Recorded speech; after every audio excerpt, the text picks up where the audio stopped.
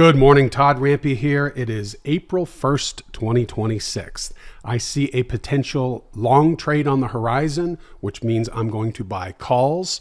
We're looking at the Qs, and I'm going to walk you through how I do this. Now, first of all, I want to see the price bar touching a moving average, which it is right now, and I want to see the slingshot gap, which you see down below in the lower subgraph. So I'm going to drag my Option Station Pro over, and this is how I select the strike price. I go by delta. Here's 56, 47.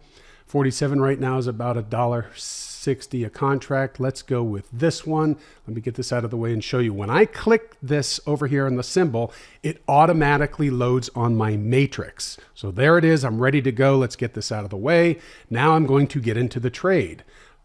I'm at 5. Let me change this quantity to 10. I like to record all of my examples with 10 contracts. I'm now going to hit buy market. So let's drop down and click buy market. Once I get filled, I immediately put my 15-cent stop in, which is $150. This investment required $1,650 to buy 10 contracts. I'm a little bit late.